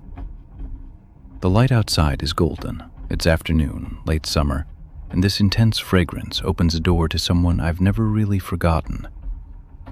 I close my eyes, and all the years fall away like leaves. And that brings me back to Anna, whom I met in 1935 on a train from Munich to Starnberg, or rather at the station in Munich, before the train even departed. She was a flower seller who worked at Munich station, every day, the same every day, in a small wooden and glass stall beside the main entrance. She was tall and powerfully built, solid as a tree, with a red, deep, weather-beaten face from years of sun and the elements and hard work, and her hands were stained with dark garden soil and flower oils and thorns and decades of labor. She wasn't young and wasn't old, perhaps early 50s, but her eyes were surprisingly bright and alive, full of interest and love for the world and people. She knew the names of all the flowers in 5 different languages. She knew exactly which flowers would go together, which arrangements were truly beautiful, which meanings and feelings each flower carried in its own language. I was on my way to a funeral, my first in many years, and I needed a proper bouquet. I didn't know the rules, which flowers were fitting or respectful, how one showed that one grieved in an appropriate way. Anna saw this at once. She saw it in my confusion, my discomfort, my loss, and she took my arm and showed me the options, the different possibilities. She gave me a beautiful and meaningful bouquet of deep red, intense carnations and pure white roses, and something delicate, fine, green, and fern-like. She told me that the carnation stood for deep and true love, but also for the complexity of life, for its difficulty and pain. They weren't simply sweet like other flowers. They were honest and heartfelt.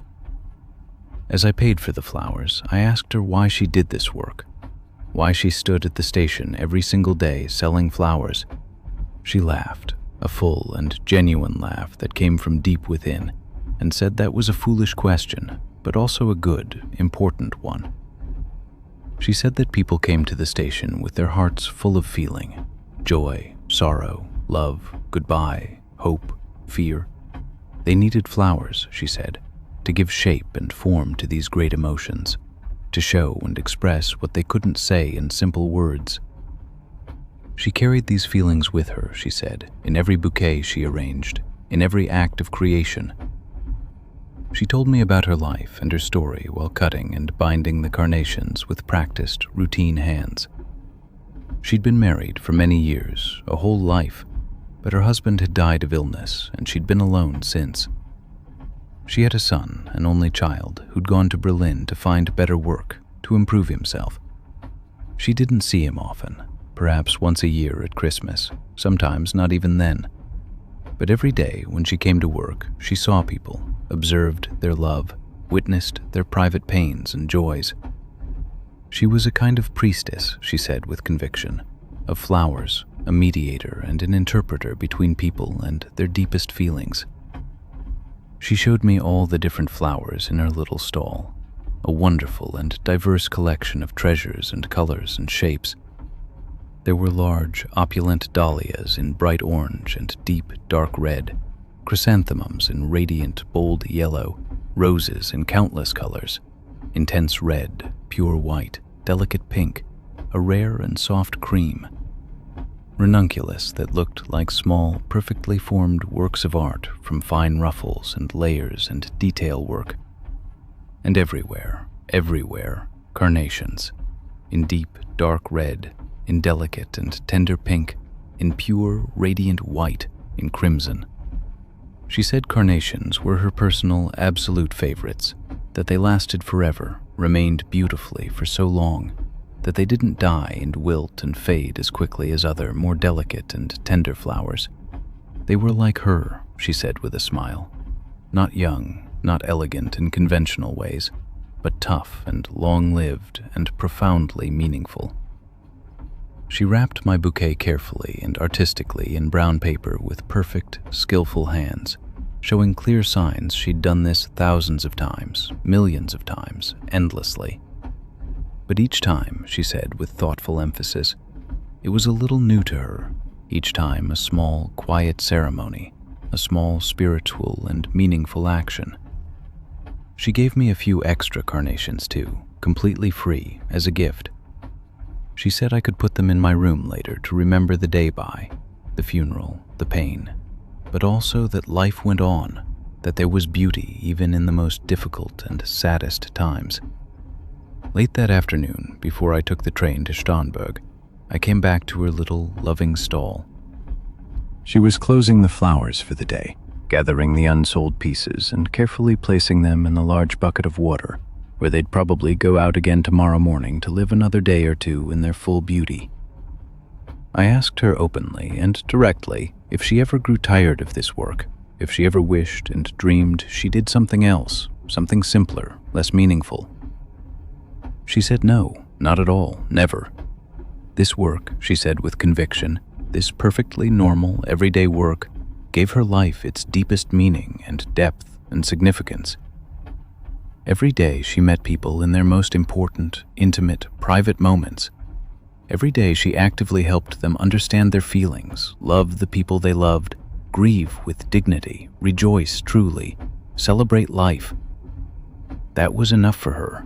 That was everything she needed in her life.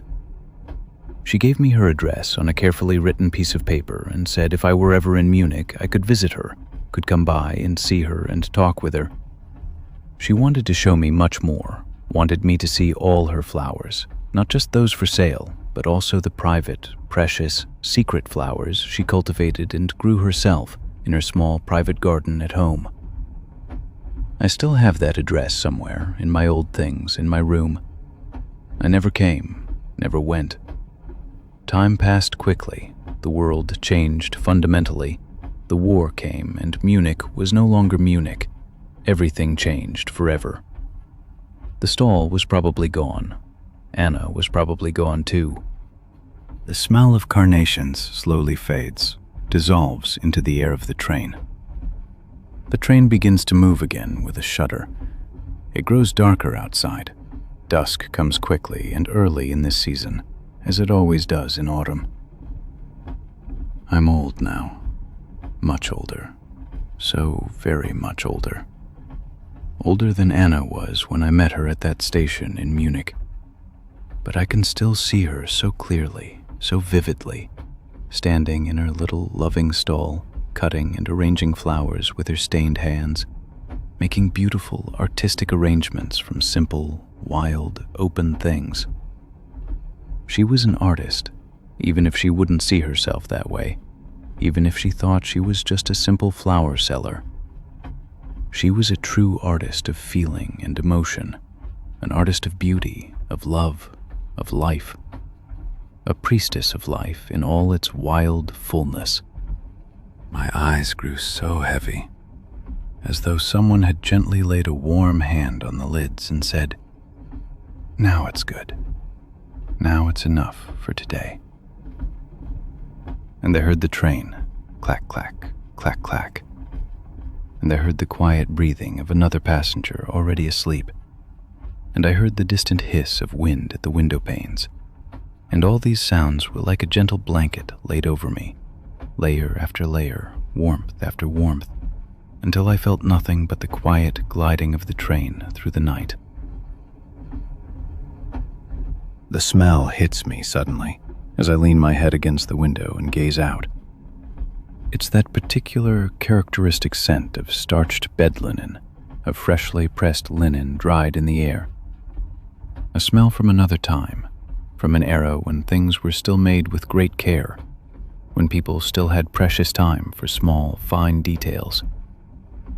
The aroma is so specific, so precise.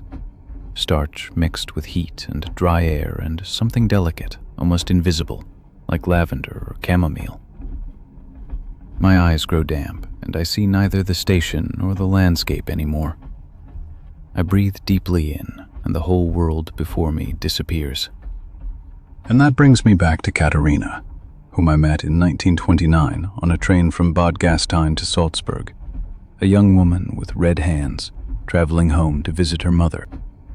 She wore a simple dark dress, neat but not elegant, worn like a uniform, without any pride, without any sort of affectation or pretense. On her lap lay a package, carefully wrapped in rough brown paper and string, probably a gift for her mother, perhaps a scarf or a length of cloth. She gazed out at the mountains, and her hands struck you at once, raw and red with deep cracks around the knuckles. Working hands. The sort of hands that had to wash much, clean much, endure much hot water. I asked her carefully as the train rattled slowly out of Bad Gastein toward the valleys between the mountains, whether perhaps she'd worked in one of the hotels there. She nodded, not really looking at me, and said very quietly and modestly that yes, she had. She'd been at the Grand Hotel. She had been for 4 years now. She was 25, she said, but her eyes were older, much older, as though her soul had lived far more than her body. She told me about her work at the Grand Hotel, the many rooms she had to clean and scrub every day, changing the linens, bed after bed, floor after floor. She described the work like someone who knew it intimately, with a kind of matter-of-factness. The correct way to fold the sheets so they wouldn't wrinkle, the right temperature for starching, not too hot, not too cold, the proper way to stretch the corners of the bed so it looked like a work of art. She spoke of how important it was that everything be perfect, that there were no compromises. The guests, rich, spoiled, sometimes thoughtless toward the workers, wouldn't see directly what she did, but they would feel it. They would sense the quality of her work in their bones, in the way the bed felt beneath their bodies, in the cleanliness, the freshness, the order. She showed me her hands with a kind of quiet sadness and said that this was the price she paid, every day, year after year. The work was hard and exhausting. The water was very hot, almost too hot to bear, sometimes so hot it hurt. The The chemicals used for washing and bleaching were very strong and harsh and painful on sensitive skin.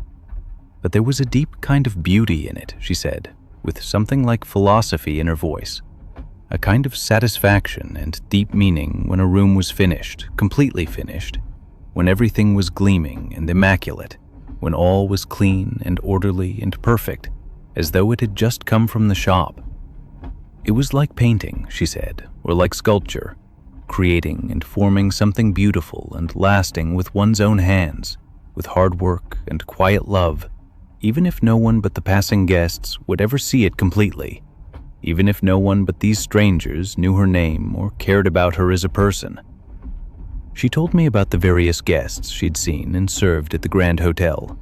Elegant aristocrats from Vienna with their complicated and demanding wants, harried businessmen from Berlin, always rushed and nervous, a famous opera singer who stayed 2 long weeks and ate only light, special things to protect her precious voice, wanting no normal, heavy food. Katerina observed them all with the quiet attention of a priest, learning from them, understanding their habits, their preferences, their secrets. She came to know each guest by their habits and desires, how many pillows they preferred, what temperature for the water, whether they wanted flowers in the vase, whether they preferred tea or coffee in the mornings, whether they woke early or slept late. She became their invisible friend, always there, present, to care for them and support them. She looked after them without their ever needing to be fully conscious of it, without them ever truly seeing her as a real person with a real name and real life. It was, she said, as though she were a kind of ghost, a good fairy from a tale who appeared during the night while they slept to fix everything, order everything, clean and make everything perfect. She took all the risk upon herself, putting her whole life into this work, her hope, her love, her deep and quiet care for strangers she would never truly meet, who would never thank her. She told me about her mother with deep love and care in her voice, whom she was visiting that weekend. Her mother was ill, she said. The air and mineral baths at Bad Gastein had helped, but the doctors said she should go to Salzburg, to a better and more renowned doctor who could treat her properly, to better medical care. Katerina had saved every shilling she could save, every penny, to support her mother, to help her. She sent money home. She visited whenever she could have a free day. She was the daughter who cared, who gave support, who made sacrifice. As evening came and the train approached Salzburg, that beautiful old city with its old churches and blue river and distant cupolas, Katerina gave me something, a small, fine scrap of fine Irish linen, white and clean and carefully folded.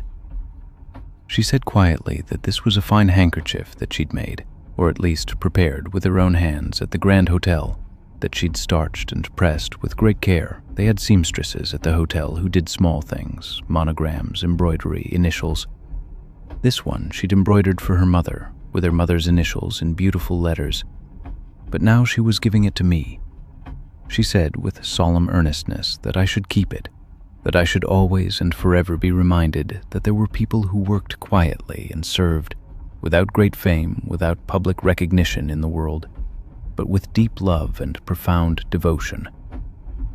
There were people who changed and shaped the world with their hands, piece by piece, room by room, sheet by sheet, day by day, without sparing effort, without ever complaining.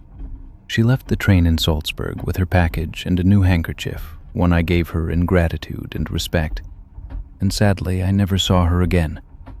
But I still have the original handkerchief, white and clean and perfect as it was then, with her own hands-embroidered initials of her mother.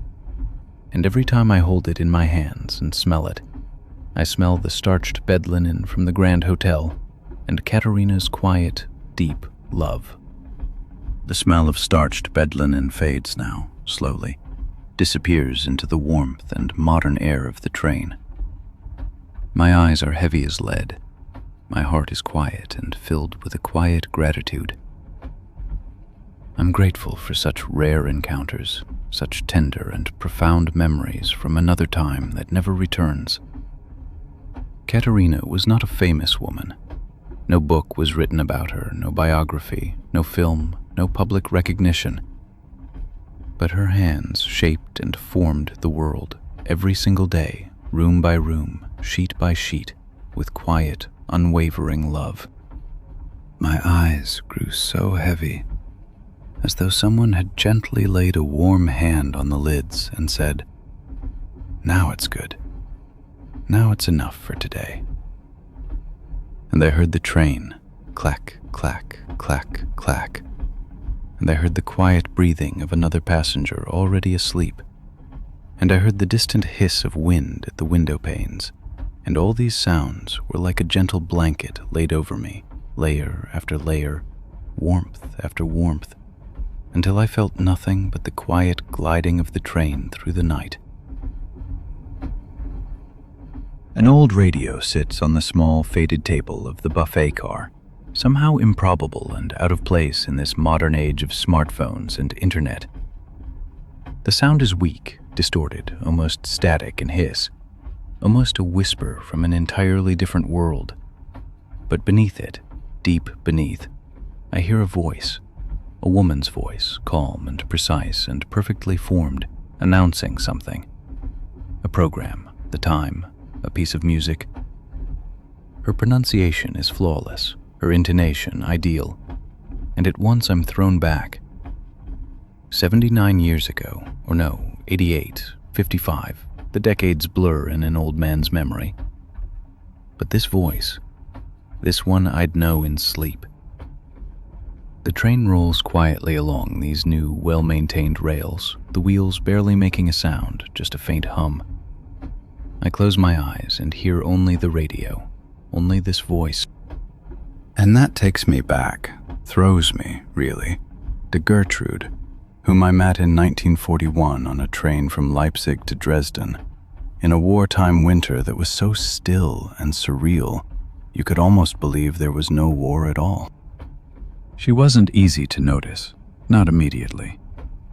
A woman in her mid-40s with nothing particularly striking about her. No jewelry, no fashion, nothing to set her apart from the crowd. Except her eyes. They were large and awake and sad, and her voice. She sat quietly in the compartment's corner, reading a thick book about culture and history and German literature, speaking to no one, looking at no one. But when the conductor passed and spoke to her, asking politely if everything was well with her ticket, she answered, and in that moment, I knew exactly who she was. That voice.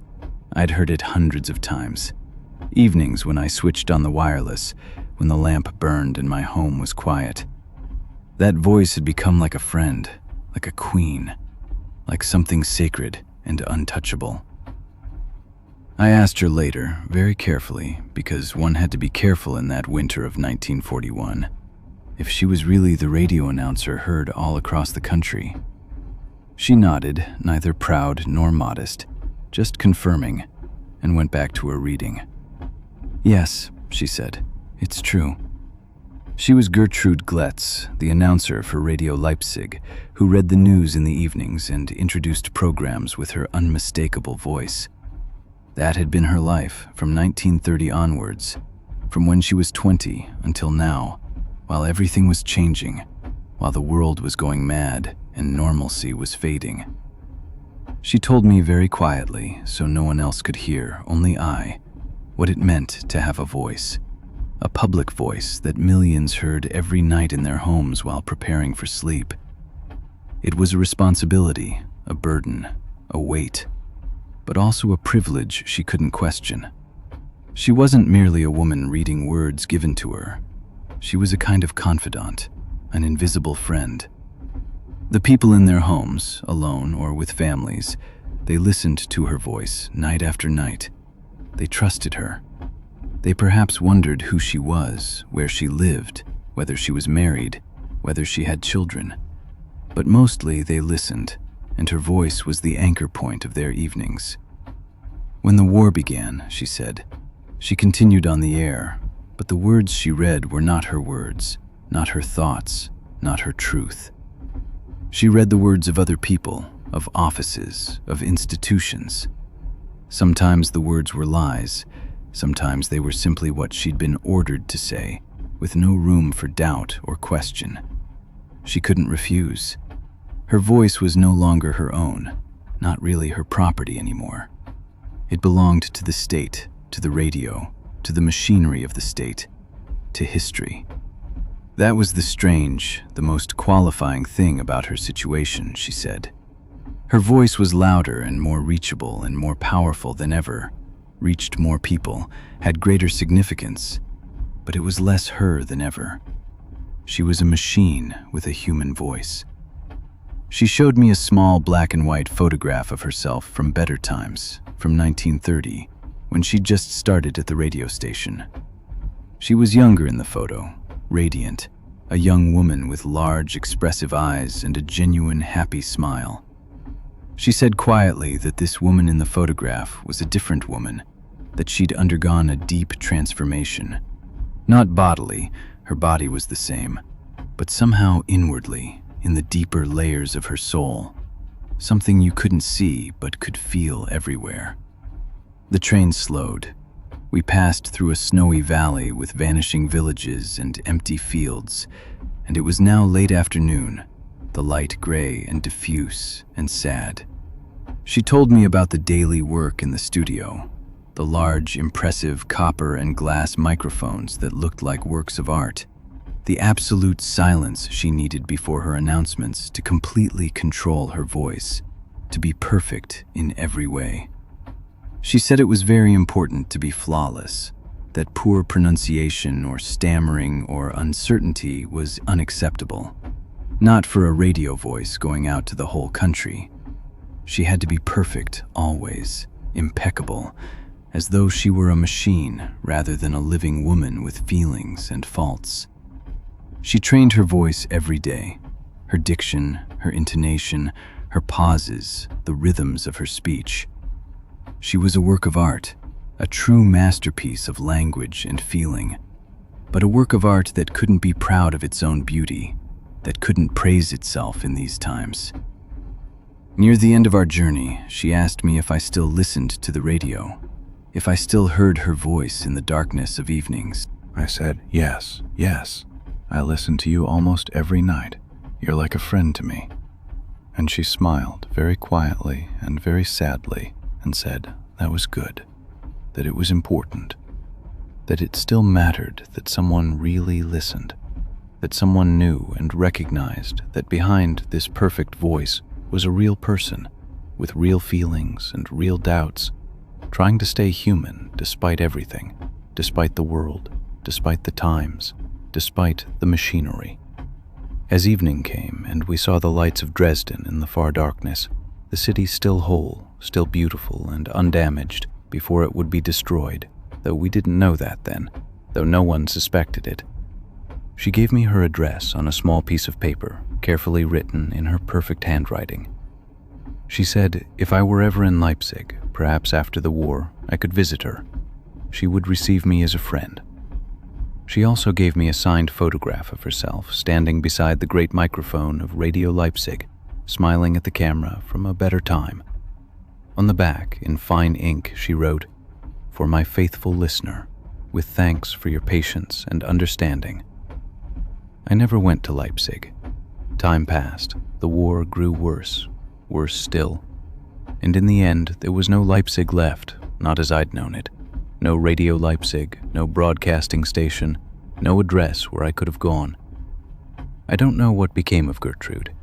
She might have survived. She might have died during the bombing. She might have lived somewhere else, taken another voice, another identity. She might have died while reading an announcement, trying to keep her voice pure in a world that soiled everything. The radio in the buffet car falls silent now. The reception is gone. The signal is lost. Outside it grows dark quickly, as it does in late autumn, like time running away. My eyes grow heavy. I still hear her voice sometimes, in my dreams, in quiet moments. She says, "Good evening, here is Radio Leipzig bringing you the news." And I answer her in the dream, but only there, only in that other world. In reality, I cannot reach her. She's somewhere in another time, another life, still speaking into the void, still hoping someone listens. The train passed through a tunnel, and for a brief moment, it was completely dark outside. Just the rumble, just the echo of wheels against the tunnel walls. Clack, clack, clack, clack. And then we were out again, and the night took us back, like a mother receiving her child after a brief outing. I thought how beautiful that is. Tunnels and night, and tunnels again, and night again, and on and on. And eventually you don't notice anymore what's outside and what's inside, because it all flows together, because it all becomes one, because sleep is so close now that you can almost smell it. The fabric on the seat across from me is old, worn, a dark weave in a pattern that holds me immediately, like a magnet. Small squares nested within each other, geometric, yet not cold. There's something warm in it, something soft, despite the precision and severity. The slanting light of the setting sun catches the cloth, and the tiny shadows between the threads suddenly become three-dimensional, alive, as though they had depth and breath. Someone designed this fabric with great intention. Every fiber, every color, every line placed deliberately. Nothing is accidental. It never is. The rumble of the wheels beneath me grows, becomes a rhythmic heartbeat of the machine, and I close my eyes against the fleeting light. And that brings back Margareta, the textile designer from the Bauhaus, whom I met in 1933 on a train from Dessau to Weimar, on a day when the future was uncertain, but art was still safe. She sat directly across from me, and the first thing I noticed wasn't her face, but her handbag, made from a fabric she'd clearly designed and woven herself. Small diamonds, sharp white and dark blue, lines that didn't run parallel but intersected in a mathematical pattern, elegant and inevitable. She was young, perhaps early 30s, with dark hair cut in a clean, modern style, very Bauhaus, very contemporary. In her lap lay a large notebook, the size of a drawing pad, bound in pale pink linen, dyed so evenly you knew at once it had been dyed by hand, probably several times. Nothing about her was casual, nothing was unthinking. The train was crowded with afternoon traffic, a fast connection, and most passengers either stared out the windows at the passing landscape or buried themselves in newspapers. But Margareta sketched constantly. She drew with quick, sure, unhesitating strokes, a pattern that moved like a wave, but also like something mechanical, something from a factory, from a machine. Later, when we talked, she told me she was trying to show the movement of a loom in 2 dimensions, trying to write down the music of weaving, its rhythm and pulse. I asked carefully about her work, unsure if she'd speak to strangers, but she looked up from her notebook and her eyes lit up at once with an inner flame, and I knew immediately that she loved to talk about it, that she needed to. She'd been at the Bauhaus, she said, here in Dessau, that place that was like a miracle on earth. She'd been there since 1925, right after leaving art school, quiet and impatient and hungry for knowledge. She'd been an assistant to Annie Albers, one of the great masters, one of the few women who truly understood what textiles could mean. She opened her notebook slowly and showed me pages full of designs, sketches, variations, each different, yet all shared something essential, a purity, a clear intention, an almost spiritual quality. She told me about experiments with new synthetic materials, colors just developed in German laboratories. She spoke of fabrics and carpets as if they were living organisms with souls and feelings. She said quietly, with something like reverence, that weaving was a language, a real language like German or English, that colors and patterns were like words, that you could tell an entire story, a whole novel, in a single centimeter of cloth if you only knew how to look and listen. The loom, she said, was like a desk, but for hands instead of a pen. You write in threads instead of ink. The sun sank deeper, and the train grew noticeably quieter, emptier. Most other passengers had left at their stations, and now it was just the 2 of us, practically alone in our compartment, Margareta and I, and the rumble of wheels on rails. She grew quieter, more thoughtful, her gaze fixed on something only she could see. She said difficult times might come, that the Bauhaus faced great pressure, that the new rulers in Germany had little understanding or patience for modernity and experiment. She spoke of that uncertainty like something one couldn't ignore. But she also said that it was important to do the work anyway, to make art regardless of what happened, what was shouted in the streets, who held power. She showed me a special piece, a masterwork she'd just completed over the past months, a wall hanging of fine silk and sheep's wool in gray and white and a pale, mysterious yellow. The pattern was abstract, one might say, but if you stared long enough, you could almost see figures in it, almost see people in motion, almost dancers. She said it spoke of transition, of change, of that feeling that the world was changing and you didn't know where the journey would lead, what the future would bring. But in the moment you laid a thread in the loom, you had absolute control, you had order, you had meaning. You could make something beautiful from threads, something that endured. Another time, she told me about a great project she'd done with Annie Albers, a conceptual experiment with color, trying to discover how far human perception could stretch and test, how many variations the eye could truly distinguish. They'd arranged 100 different shades of blue, from the deepest, almost black blue, to blue that was nearly white, and people viewing that sequence couldn't believe there were so many differences, so many variations.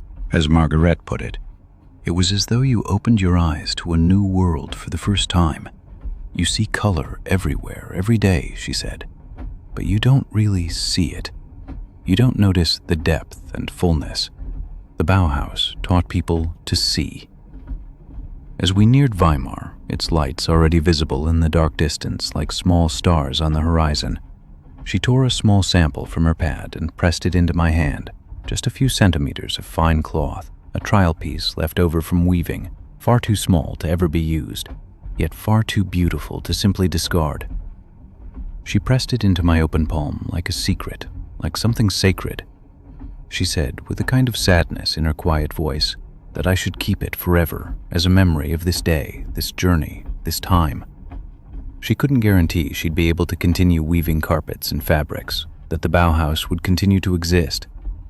The times were uncertain and unpredictable, growing increasingly dark and threatening.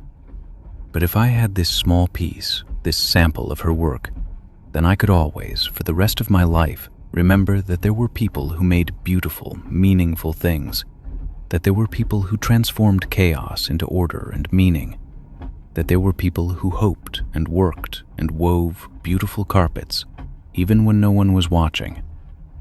I still have that small piece. It's faded now, the colors not as intense as they were, the red turned to orange, the blue to gray. But I can still see the precision in it, the intention, the love. I can still feel Margaret's hands in it, thread by thread, row by row. The pattern on the seat across from me slowly fades into darkness, becomes shadow and suggestion. The train still runs, fast and quiet, but everything beyond the windows has turned black, impenetrable. My breathing grows slower, heavier, more peaceful. I lean back against the old upholstery and think of Margaret, of Annie Albers, of all those clever, talented hands making beautiful things in difficult, pressured times. The small textile piece in my room at home reminds me that it's always still possible, that it always was. And so we traveled on, the train and I, and the few other passengers who sat with me in the compartment or in nearby ones, each in their own small corner of the world, each on their own journey towards sleep. The warmth of the carriage, the quiet crackle of the heating, the clicking of the wheels on the rails, all of it became one shared song, a song without words, a song that carries you and calms you and says, "You can let go now, you can rest now. The train continues for you, time continues for you. The world sorts itself while you sleep."